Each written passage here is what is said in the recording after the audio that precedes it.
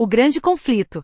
Capítulo 7. A influência de um bom lar. Preeminente entre os que foram chamados para dirigir a Igreja das Trevas do Papado à luz de uma fé mais pura, acha-se Martinho Lutero. Zeloso, ardente e dedicado, não conhecendo outro temor senão o de Deus, e não reconhecendo outro fundamento para a fé religiosa além das Escrituras Sagradas, Lutero foi o homem para o seu tempo. Por meio dele Deus efetuou uma grande obra para a reforma da Igreja e esclarecimento do mundo. Como os primeiros arautos do Evangelho, Lutero proveio das classes pobres. Seus primeiros anos se passaram no humilde lar de um camponês alemão.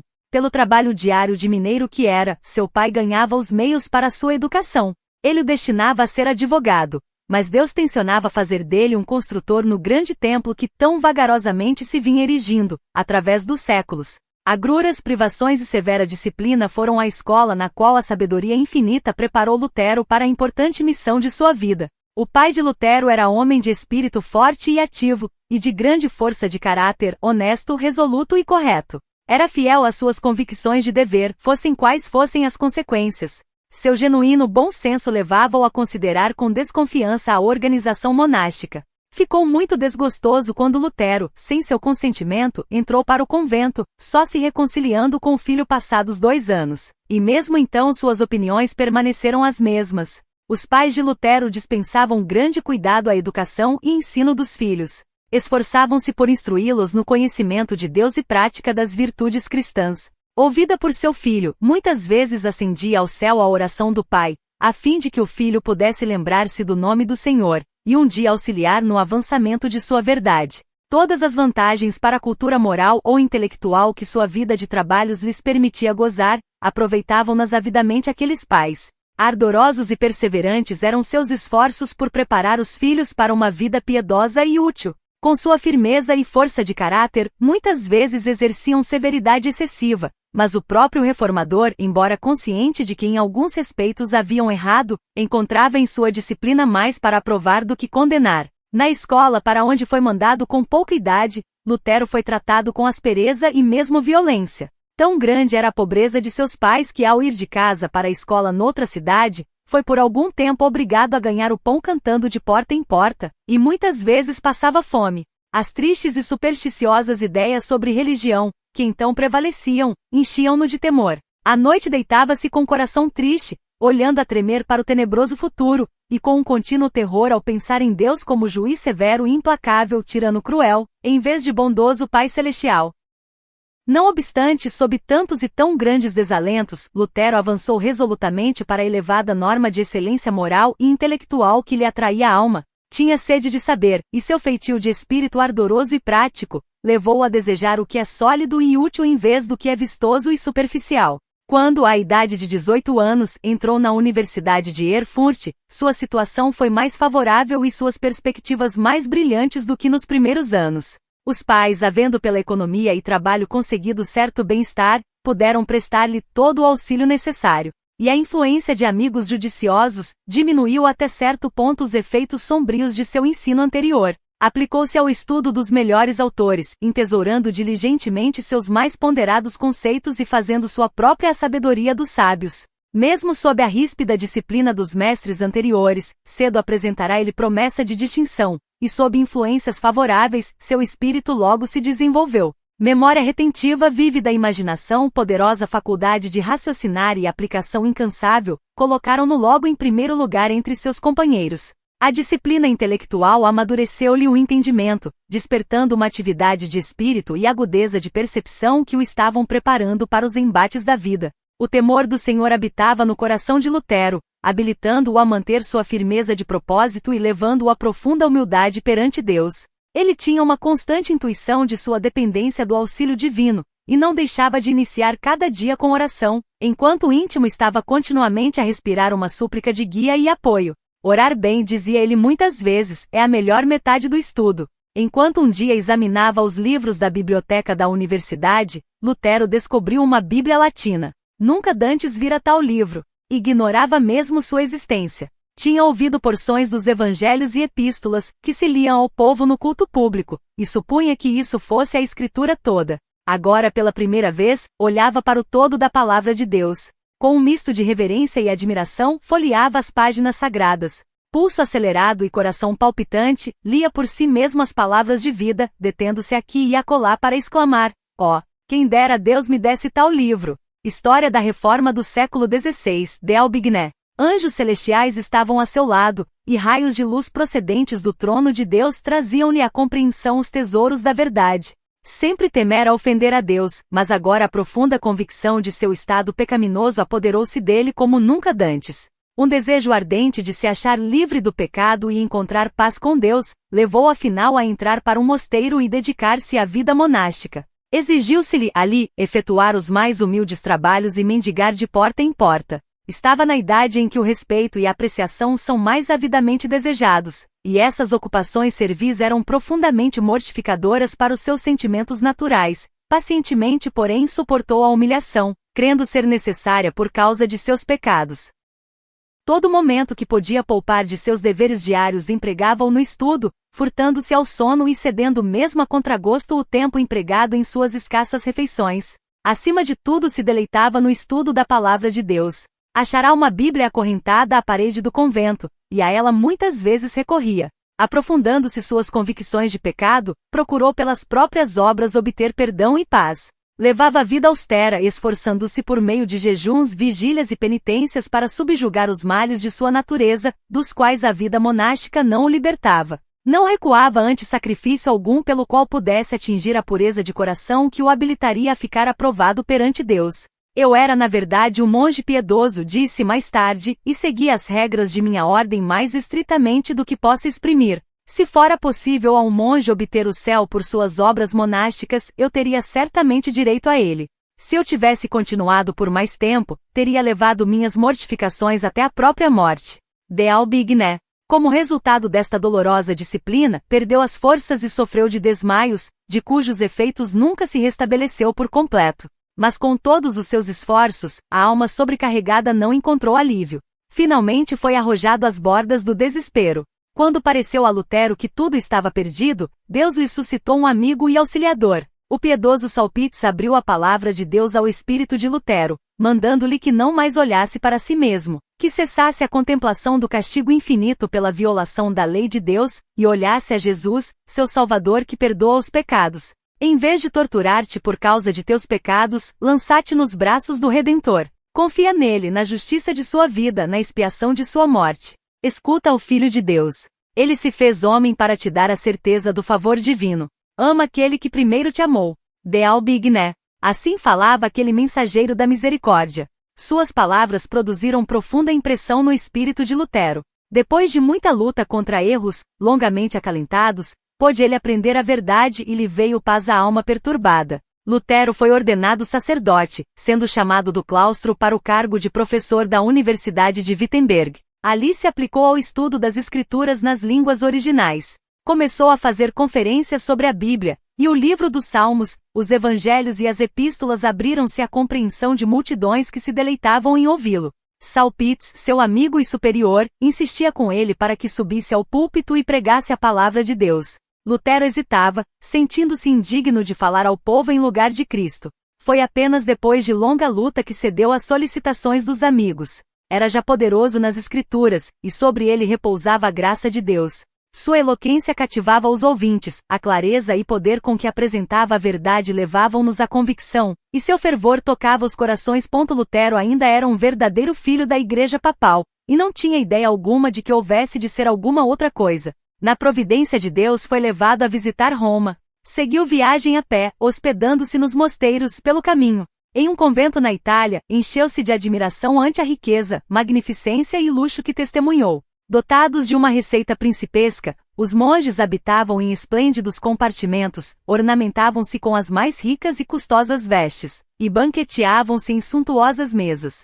Com dolorosos pressentimentos Lutero contrastou esta cena com a renúncia e rigores de sua própria vida. O espírito estava se lhe tornando perplexo. Afinal, contemplou à distância a cidade das 7 colinas. Com profunda emoção prostrou-se ao solo, exclamando: Santa Roma, eu te saúdo. De Aubigné. Entrou na cidade, visitou as igrejas, ouviu as histórias maravilhosas repetidas pelos padres e monges, e cumpriu todas as cerimônias exigidas. Por toda parte via cenas que o enchiam de espanto e horror. Observava a iniquidade que existia entre todas as classes do clero. Ouviu gracejos imorais dos prelados, e horrorizou-se com sua espantosa profanidade mesmo durante a missa. Ao associar-se aos monges e cidadãos, deparou com desregramento, libertinagem. Para onde quer que se volvesse, encontrava sacrilégio em lugar de santidade.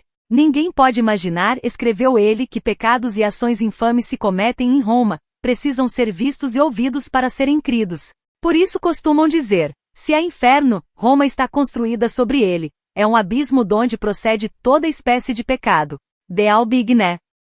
Por um decreto recente, fora prometida pelo Papa certa indulgência a todos os que subissem de joelhos à escada de Pilatos, que se diz ter sido descida por nosso Salvador ao sair do tribunal romano, e miraculosamente transportada de Jerusalém para Roma. Lutero estava certo dia subindo devotamente esses degraus, quando de súbito uma voz semelhante a trovão pareceu dizer-lhe, o justo viverá da fé. Romanos 1, verso 17. Ergueu-se de um salto e saiu apressadamente do lugar, envergonhado e horrorizado. Esse texto nunca perdeu a força sobre sua alma. Desde aquele tempo, viu mais claramente do que nunca dantes a falácia de se confiar nas obras humanas para a salvação, e a necessidade de fé constante nos méritos de Cristo. Tinham-se-lhe aberto os olhos, e nunca mais se deveriam fechar aos enganos do papado. Quando ele deu as costas a Roma, também dela volveu o coração, e desde aquele tempo o afastamento se tornou cada vez maior, até romper todo o contato com a Igreja Papal. Depois de voltar de Roma, Lutero recebeu na Universidade de Wittenberg o grau de doutor em teologia. Estava agora na liberdade de se dedicar, como nunca dantes, às escrituras que ele amava. Fizera solene voto de estudar cuidadosamente a palavra de Deus e todos os dias de sua vida pregá-la com fidelidade, e não os dizeres e doutrinas dos papas. Não mais era o simples monge ou professor, mas o autorizado arauto da Bíblia. Fora chamado para pastor a fim de alimentar o rebanho de Deus, que tinha fome e sede da verdade. Declarava firmemente que os cristãos não deveriam receber outras doutrinas senão as que se apoiam na autoridade das Sagradas Escrituras. Estas palavras feriram o próprio fundamento da supremacia papal. Continham o princípio vital da reforma. Lutero via o perigo de exaltar teorias humanas sobre a palavra de Deus. Corajosamente atacava a incredulidade especulativa dos escolásticos, e opunha-se à filosofia e teologia que durante tanto tempo mantiveram sobre o povo a influência dominante. Denunciou tais estudos não somente como indignos mas perniciosos, e procurava desviar o espírito de seus ouvintes dos sofismas dos filósofos e teólogos para as verdades eternas apresentadas pelos profetas e apóstolos. Preciosa era a mensagem que levava às ávidas multidões, que ficavam embevecidas ante suas palavras. Nunca dantes tais ensinos lhes haviam caído aos ouvidos. As alegres novas do amante Salvador, a certeza de perdão e paz mediante seu sangue expiatório, alegravam-lhes o coração, inspirando-lhes imorredora esperança. Acendeu-se em Wittenberg uma luz cujos raios deveriam estender-se às regiões mais remotas da terra, aumentando em brilho até o final do tempo. Mas a luz e as trevas não podem combinar. Entre a verdade e o erro há um conflito irreprimível. Apoiar e defender um é atacar e subverter o outro. Nosso Salvador mesmo declarou, não vim trazer paz, mas espada. Mateus 10, verso 34. Disse Lutero, alguns anos depois do início da Reforma, Deus não me guia, ele me impele avante, arrebata-me. Não sou senhor de mim mesmo. Desejo viver em repouso, mas sou arrojado ao meio de tumultos e revoluções. De Albigné. Ele estava então a ponto de ser compelido à disputa. A Igreja de Roma mercadejava com a graça de Deus. As mesas dos cambistas, Mateus 21, verso 12, foram postas ao lado de seus altares, e o ar ressoava com o clamor dos compradores e vendedores. Com a alegação de levantar fundos para a ereção da Igreja de São Pedro, em Roma, publicamente se ofereciam à venda indulgências, por autorização do Papa. Pelo preço do crime deveria construir-se um templo para o culto de Deus, a pedra fundamental assentada com o salário da iniquidade. Mas os próprios meios adotados para o engrandecimento de Roma, provocaram o mais mortal dos golpes ao seu poderio e grandeza. Foi isto que suscitou o mais resoluto e eficaz dos inimigos do papado, determinando a batalha que abalou o trono papal e fez tremer na cabeça do pontífice a tríplice coroa. Tetzel, o oficial designado para dirigir a venda das indulgências na Alemanha, era culpado das mais vis ofensas à sociedade e à lei de Deus, havendo, porém, escapado dos castigos devidos aos seus crimes, foi empregado para promover os projetos mercenários e nada escrúpulos do Papa. Com grande descaramento repetia as mais deslumbrantes falsidades, e relatava histórias maravilhosas para enganar um povo ignorante, crédulo e supersticioso. Tivesse este a palavra de Deus, e não teria sido enganado dessa maneira. Foi para conservá-lo sob o domínio do papado, a fim de aumentar o poderio e riqueza de seus ambiciosos dirigentes, que a Bíblia fora dele retirada. Ver História Eclesiástica de Gezeler. Ao entrar Tetzel numa cidade, o mensageiro ia adiante dele, anunciando: a graça de Deus e do Santo Padre está às vossas portas. De Albigné. E o povo recebia o pretensioso blasfemo como se fosse o próprio Deus a eles descido do céu.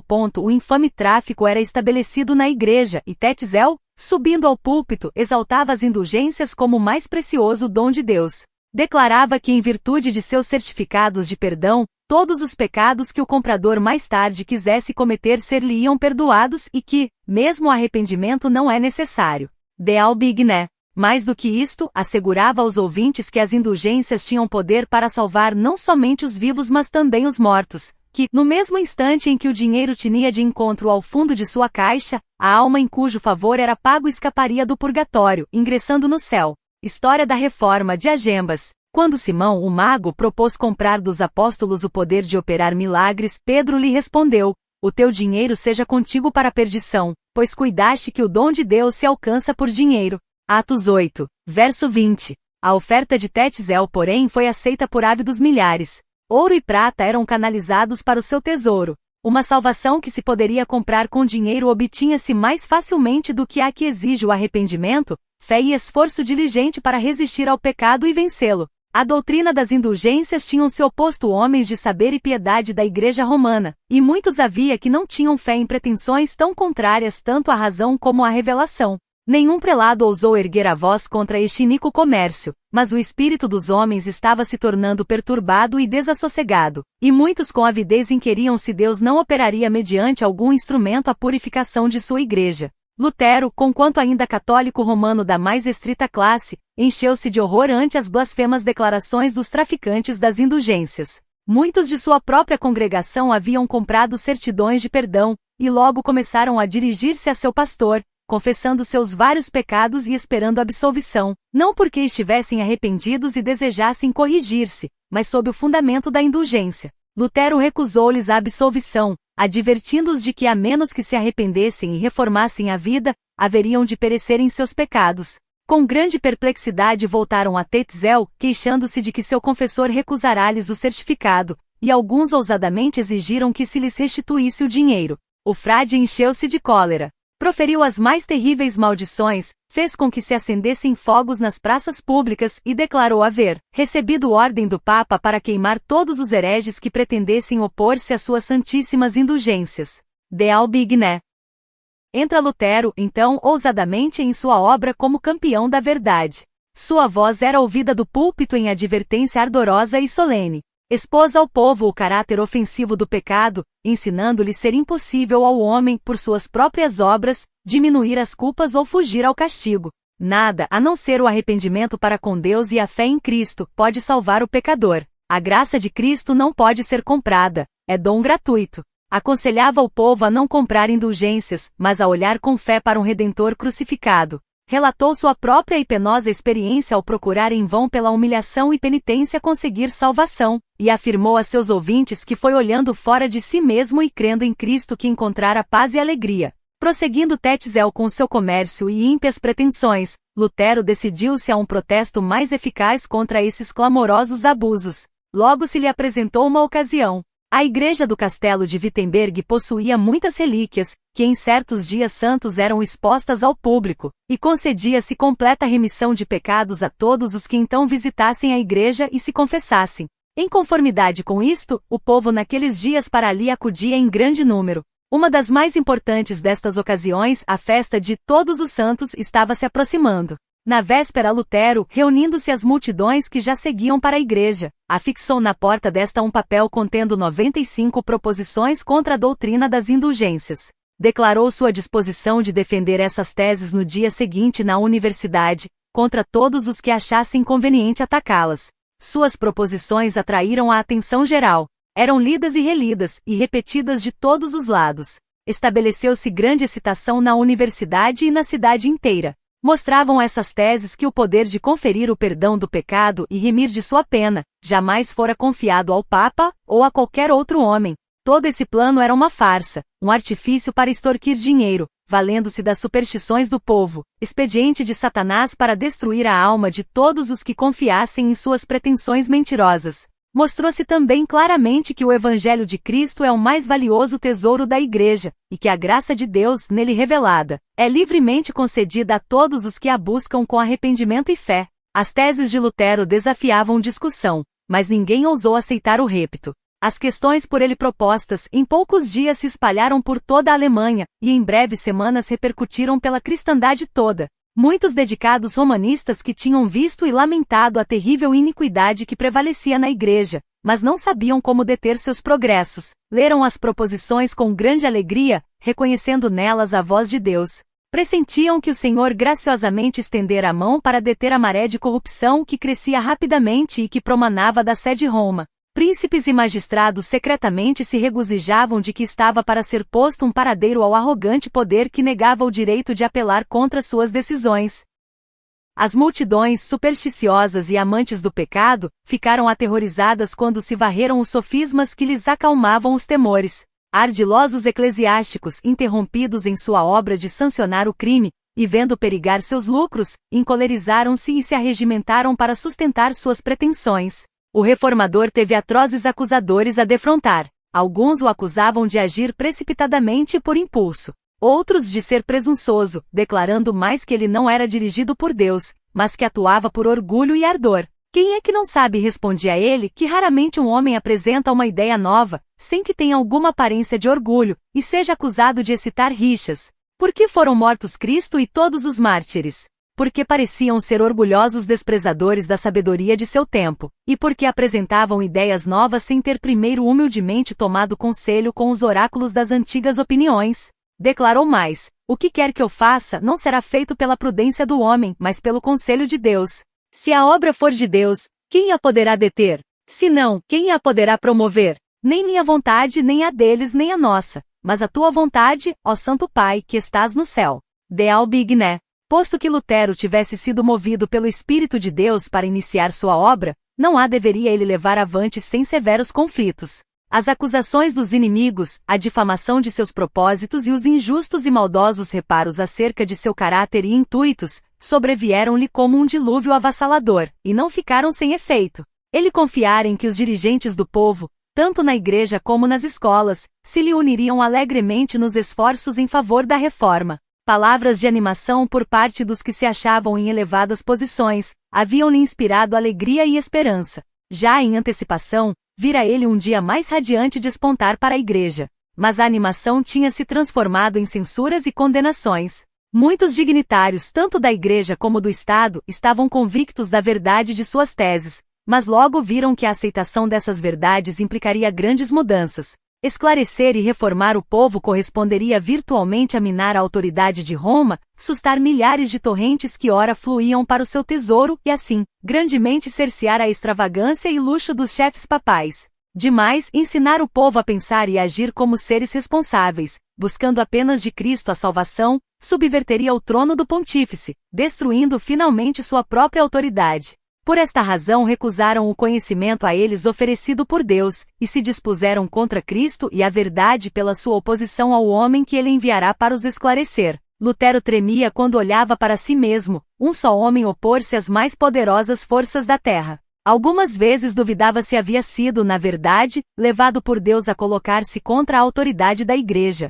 Quem era eu, escreveu ele, para opor-me à majestade do Papa, perante quem os reis da terra e o mundo inteiro tremiam? Ninguém poderá saber o que meu coração sofreu durante estes primeiros 2 anos, e em que desânimo, poderia dizer em que desespero, me submergi. De Albigné. Mas ele não foi abandonado ao desânimo. Quando faltou o apoio humano, olhou para Deus somente, e aprendeu que poderia arrimar-se em perfeita segurança àquele todo-poderoso braço. A um amigo da Reforma, Lutero escreveu: não podemos atingir a compreensão das Escrituras, quer pelo estudo, quer pelo intelecto. Teu primeiro dever é começar pela oração. Roga ao Senhor que te conceda por sua grande misericórdia, o verdadeiro entendimento de sua palavra. Não há nenhum intérprete da palavra de Deus senão o autor dessa palavra, como ele mesmo diz, e serão todos ensinados por Deus. Nada esperes de teus próprios trabalhos, de tua própria compreensão. Confia somente em Deus e na influência de seu Espírito. Crê isto pela palavra de um homem que tem tido experiência. Dale Bigney. Eis aqui uma lição de importância vital para os que sentem que Deus os chamou a fim de apresentar a outrem as verdades solenes para este tempo. Estas verdades suscitarão a inimizade de Satanás e dos homens que amam as fábulas que ele imaginou. No conflito com os poderes do mal, há necessidade de algo mais do que força de intelecto e sabedoria humana. Quando inimigos apelavam para os costumes e tradições, ou para as afirmações e autoridade do Papa, Lutero os enfrentava com a Bíblia e com a Bíblia unicamente. Ali estavam argumentos que não podiam refutar. Portanto, os escravos do formalismo e superstição clamavam por seu sangue, como fizeram os judeus pelo sangue de Cristo. Ele é um herege, bradavam os zelosos romanos. É alta traição à Igreja permitir que tão horrível herege viva uma hora mais. Arme-se imediatamente para ele a forca. Dale Bigney. Lutero, porém, não caiu vítima da fúria deles. Deus tinha uma obra para ele fazer, e a fim de o proteger foram enviados anjos do céu. Entretanto, muitos que de Lutero tinham recebido a preciosa luz, tornaram-se objeto da ira de Satanás, e por amor à verdade sofreram corajosamente tortura e morte. Os ensinos de Lutero atraíram a atenção dos espíritos pensantes de toda a Alemanha. De seus sermões e escritos procediam raios de luz que despertavam e iluminavam a milhares. Uma fé viva estava tomando o lugar do morto formalismo em que a Igreja se mantivera durante tanto tempo. O povo estava diariamente perdendo a confiança nas superstições do romanismo. As barreiras do preconceito iam cedendo. A palavra de Deus, pela qual Lutero provava toda a doutrina e qualquer reclamo, era semelhante a uma espada de 2 gumes, abrindo caminho ao coração do povo. Por toda parte se despertava o desejo de progresso espiritual, fazia séculos que não se via tão generalizada a fome e sede de justiça. Os olhos do povo, havia tanto voltados para ritos humanos e mediadores terrestres, volviam-se agora em arrependimento e fé para Cristo, e este crucificado. Esse interesse generalizado, mais ainda despertou os temores das autoridades papais. Lutero recebeu intimação para comparecer a Roma, a fim de responder pela acusação de heresia. A ordem encheu de terror a seus amigos. Sabiam perfeitamente bem o perigo que o ameaçava naquela corrupta cidade, já embriagada com o sangue dos mártires de Jesus. Protestaram contra sua ida a Roma, e requereram fosse ele interrogado na Alemanha. Assim se fez por fim, e foi designado o núncio papal para ouvir o caso. Nas instruções comunicadas pelo pontífice a esse legado, referiu-se que Lutero fora já declarado herege. O núncio foi, portanto, o encarregado de o processar e constranger sem demora. Se ele permanecesse firme, e o legado não conseguisse apoderar-se de sua pessoa, tinha poderes para proscrevê-lo em todas as partes da Alemanha, banir, amaldiçoar e excomungar todos os que estivessem ligados a ele. Dale Bigney. E além disso determinou a seu legado, a fim de desarraigar inteiramente a pestífera heresia, que exceto o imperador, excomungasse de qualquer dignidade na Igreja ou Estado, a todos os que negligenciassem prender Lutero e seus adeptos, entregando-os à vingança de Roma. Aqui se patenteia o verdadeiro espírito do papado. Nenhum indício de princípios cristãos, ou mesmo de justiça comum, se pode notar no documento todo. Lutero estava a grande distância de Roma, não tivera oportunidade de explicar ou defender sua atitude, no entanto, antes que seu caso fosse investigado, era sumariamente declarado herege e no mesmo dia exortado, acusado, julgado e condenado, e tudo isto por aquele que se intitulava Santo Pai, a única autoridade suprema, infalível na Igreja ou no Estado. Nessa ocasião em que Lutero tanto necessitava da simpatia e conselho de um verdadeiro amigo, a providência de Deus enviou Melanchthon a Wittenberg. Jovem, modesto e tímido nas maneiras, o são discernimento de Melanchthon, seu extenso saber e convincente eloquência, combinados com a pureza e retidão de caráter, conquistaram admiração e estima gerais. O brilho de seus talentos não era mais assinalado do que a gentileza de suas maneiras. Logo se tornou um fervoroso discípulo do Evangelho, o amigo de mais confiança e valioso apoio para Lutero, servindo sua brandura, prudência e exatidão de complemento à coragem e energia daquele. Sua cooperação na obra acrescentou força à reforma, e foi uma fonte de grande animação para Lutero. Augsburgo fora designada como lugar para o processo, e o reformador partiu a pé para fazer a viagem até lá. Alimentavam-se sérios temores a seu respeito. Fizeram-se abertamente ameaças de que ele seria agarrado e assassinado no caminho, e seus amigos rogaram-lhe que se não aventurasse. Solicitaram-lhe mesmo que durante algum tempo saísse de Wittenberg e procurasse segurança com os que de bom grado o protegeriam. Ele, porém, não queria deixar a posição em que Deus o colocará. Deveria continuar fielmente a manter a verdade, apesar das procelas que sobre ele se abatiam. Sua expressão era: sou como Jeremias, homem de lutas e contendas, mas quanto mais aumentam suas ameaças, mais cresce a minha alegria. Já destruíram minha honra e reputação. Uma única coisa permanece: meu desprezível corpo, que o tomem abreviarão assim por algumas horas a minha vida. Mas quanto à minha alma, não a podem tomar. Aquele que deseja proclamar a verdade de Cristo ao mundo, deve esperar a morte a cada momento. De Albigné. As notícias da chegada de Lutero a Augsburgo deram grande satisfação ao legado papal. O perturbador herege que despertava a atenção do mundo inteiro, parecia agora em poder de Roma, e o legado decidiu que ele não escapasse. O reformador deixará de munir-se de salvo-conduto. Seus amigos insistiam em que sem ele não aparecesse perante o legado, e eles próprios se empenharam em consegui-lo do imperador. O núncio tencionava obrigar a Lutero, sendo possível, a retratar-se, ou, não conseguindo isto, fazer com que fosse levado a Roma, para participar da sorte de Hus e Jerônimo. Por conseguinte, mediante seus agentes esforçou-se por induzir Lutero a aparecer sem salvo-conduto, confiante em sua misericórdia. Isto o reformador se recusou firmemente a fazer. Antes que recebesse o documento hipotecando-lhe a proteção do imperador, não compareceu à presença do embaixador papal. Haviam decidido os romanistas como ardiloso expediente tentar ganhar a Lutero com aparência de amabilidade. O legado em suas entrevistas com ele mostrava grande amizade, mas exigia que Lutero se submetesse implicitamente à autoridade da Igreja, e cedesse em todos os pontos sem argumentação ou questões. Não avaliara devidamente o caráter do homem com quem devia tratar. Lutero, em resposta, exprimiu sua consideração pela Igreja, seu desejo de verdade, sua prontidão em responder a todas as objeções ao que ele havia ensinado, e em submeter suas doutrinas à decisão de algumas das principais universidades. Mas ao mesmo tempo protestava contra a maneira de agir do cardeal, exigindo-lhe retratar-se sem ter provado estar ele em erro.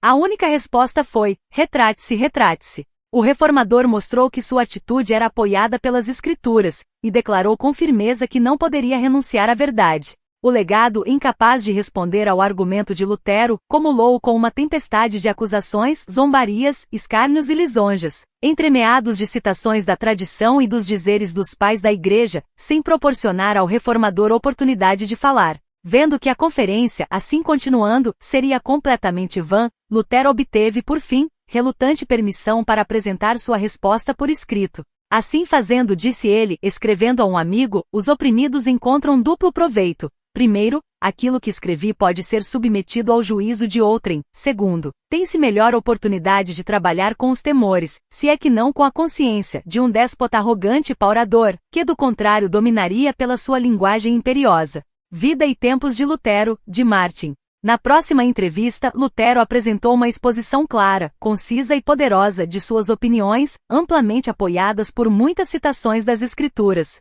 Este documento, depois de o ter lido em voz alta, entregou ao cardeal que, entretanto, o lançou desdenhosamente ao lado, declarando ser ele um acervo de palavras ociosas e citações que nada provavam. Lutero, assim estimulado, defronta então o altivo prelado em seu próprio terreno, as tradições e ensinos da Igreja, e literalmente derrota suas afirmações.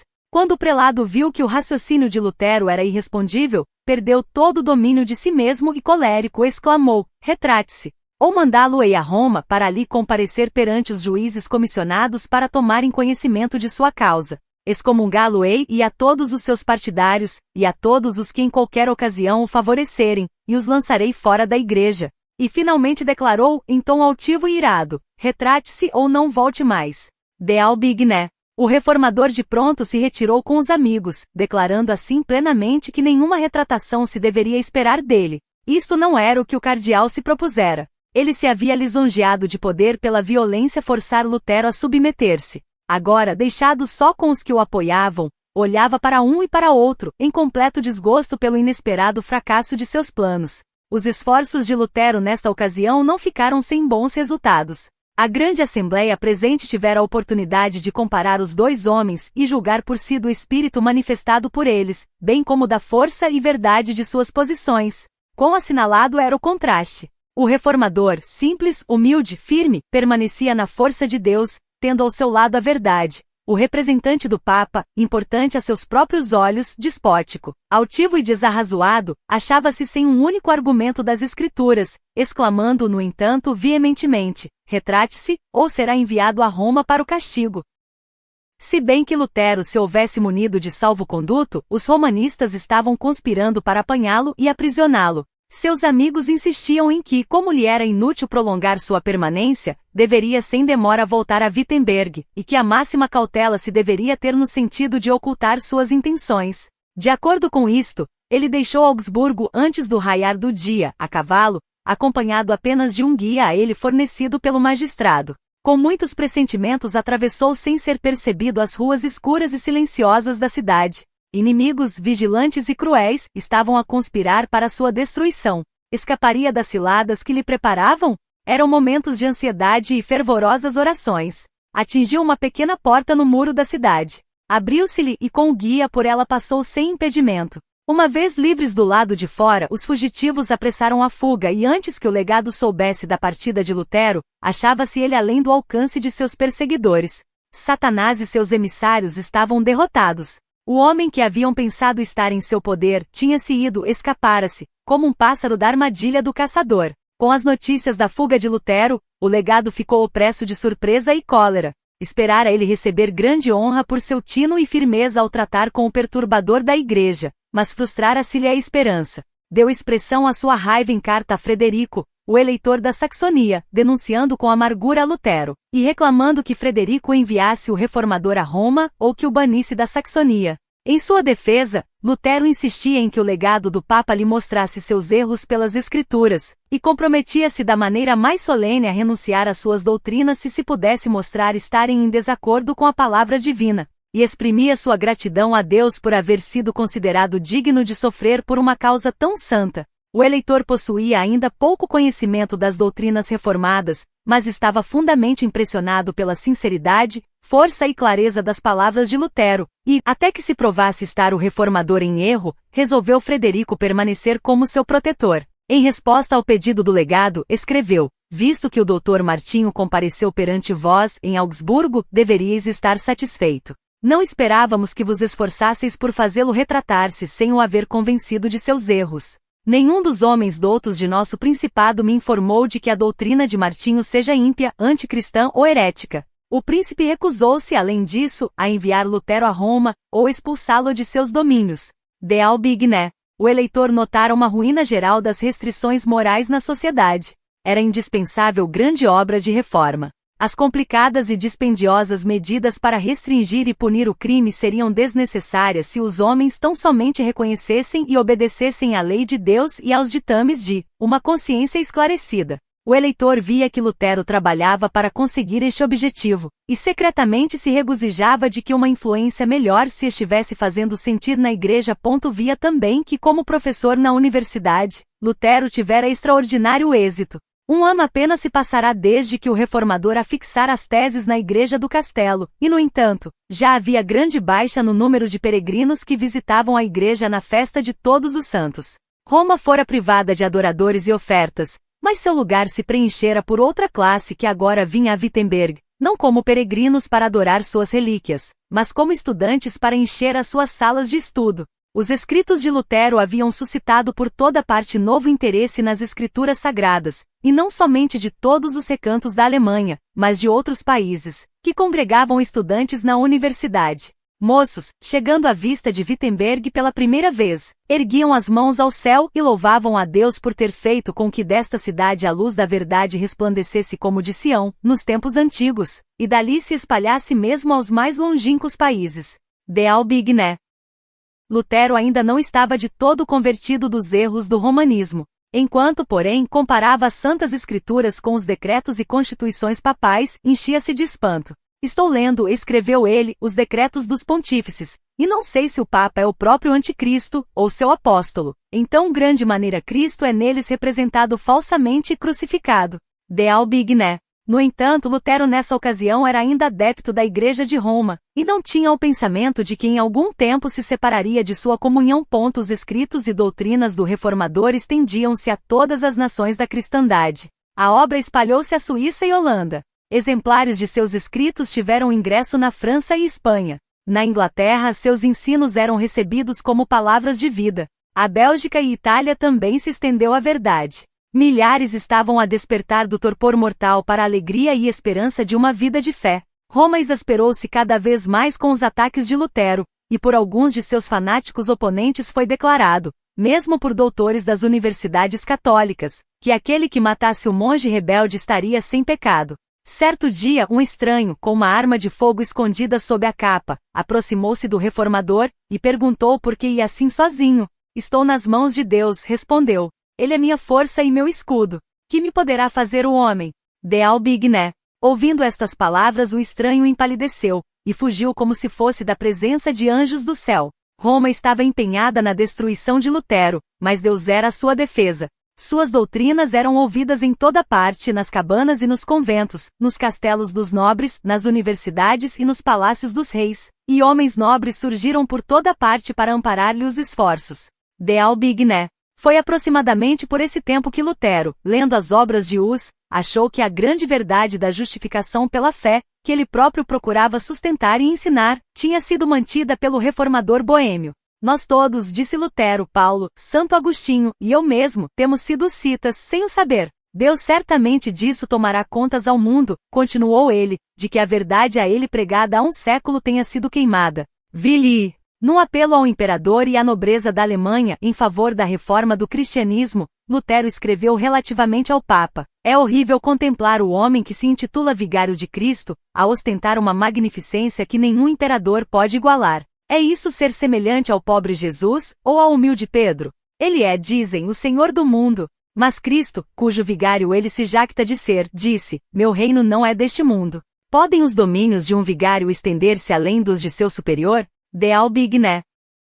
Assim escreveu ele acerca das universidades: receio muito que as universidades se revelem grandes portas do inferno, a menos que diligentemente trabalhem para explicar as santas escrituras, e gravá-las no coração dos jovens. Não aconselho ninguém a pôr seu filho onde as escrituras não reinem supremas. Toda instituição em que os homens não se achem incessantemente ocupados com a palavra de Deus, tem de tornar-se corrupta. De Albigné. Esse apelo circulou rapidamente por toda a Alemanha e exerceu poderosa influência sobre o povo. A nação toda foi abalada, e multidões se animaram a regimentar-se em redor do estandarte da reforma. Os oponentes de Lutero, ardentes no desejo de vingança, insistiam em que o Papa tomasse medidas decisivas contra ele. Decretou-se que suas doutrinas fossem imediatamente condenadas. 60 dias foram concedidos ao reformador e a seus adeptos, findos os quais, se não abjurassem, deveriam todos ser excomungados. Foi uma crise terrível para a reforma. Durante séculos, a sentença de excomunhão de Roma ferira de terror a poderosos monarcas, enchera fortes impérios de desgraça e desolação. Aqueles sobre quem caía sua condenação eram universalmente considerados com espanto e horror. Cortavam-se-lhes as relações com seus semelhantes, e eram tratados como proscritos que se deveriam perseguir até a exterminação. Lutero não tinha os olhos fechados à tempestade prestes a irromper sobre ele, mas permaneceu firme, confiando em que Cristo lhe seria apoio e escudo. Com fé e coragem de mártir escreveu: o que está para acontecer não sei, nem cuido em sabê-lo. Caia onde cair o golpe, não tenho receio. Nem ao menos uma folha tomba ao solo sem a vontade de nosso Pai. Quanto mais não cuidará ele de nós. Coisa fácil é morrer pela palavra, visto que a própria palavra ou verbo que se fez carne morreu. Se morrermos com ele viveremos, e passando por aquilo porque ele passou antes de nós, estaremos onde ele está, e com ele habitaremos para sempre. De Albigné. Quando a bula papal chegou a Lutero, disse ele: desprezo-a e ataco-a como ímpia falsa. É o próprio Cristo que nela é condenado. Regozijo-me por ter de suportar tais males pela melhor das causas.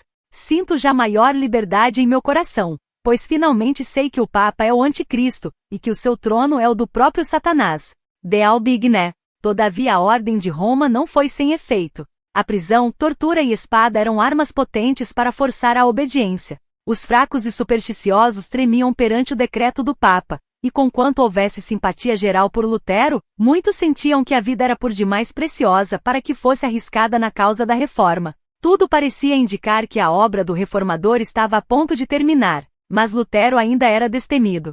Roma tinha arremessado seus anátemas contra ele, e o mundo olhava, nada duvidando de que perecesse ou fosse obrigado a render-se. Mas com poder terrível ele rebateu contra ela a sentença de condenação, e publicamente declarou sua decisão de abandoná-la para sempre. Na presença de uma multidão de estudantes, doutores e cidadãos de todas as classes, Lutero queimou a bula papal com as leis canônicas, decretos e certos escritos que sustentavam o poder papal. Meus inimigos, queimando meus livros, foram capazes, disse ele, de prejudicar a causa da verdade no espírito do povo comum, e destruir-lhes a alma. Por esse motivo consumo seus livros, em retribuição. Uma luta séria acaba de começar. Até aqui tenho estado apenas a brincar com o Papa. Iniciei esta obra no nome de Deus, ela se concluirá sem mim, e pelo seu poder. De Albigné.